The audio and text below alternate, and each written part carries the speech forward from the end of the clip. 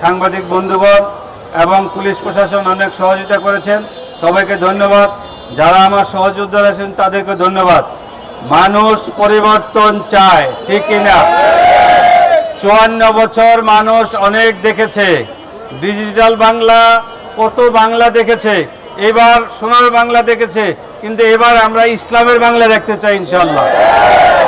ভাইয়ের আমার, কেন পরিবর্তন চায়? দুর্নীতি দুঃশাসন ছিল এই দেশে।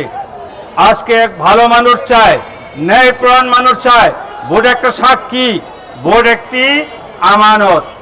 যে আমানত রাখতে পারবে তাকেই ভোট দেবেন ইনশাআল্লাহ আপনারা। আমি এখানে 3 বার নির্বাচন করেছি, আপনারা জানেন। 2 বার সিটি কর্পোরেশনে নির্বাচন করেছি, ঢাকা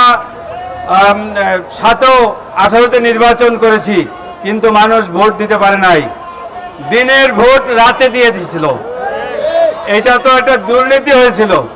এবার একটা পরিবেশ হবে ইনশাআল্লাহ। আপনারা সবাই এই ঢাকা 7 আসনে যা আছে সব মানুষ মিলে ইনশাআল্লাহ হাত পাখা মাখায় ভোট দিবেন। পীর সাহেব চরমানের সালাম নিন, হাত পাখা মাখায় ভোট দিবেন এবং কথা হবে, আরো অনেক দেখা হবে ইনশাআল্লাহ। আমার যা সহযোদ্ধা আছে সবাইকে ধন্যবাদ। আজকের মতো আমরা এখানে শেষ করে দিচ্ছি সবাইকে।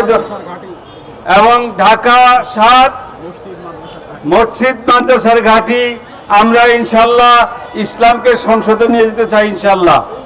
এবং ভালো মানুষ দেখে মানুষ ভোট দিবে, দুর্নীতিবাজকে এবার আর ভোট দিবে না, ভালো মানুষকে ভোট দিবে।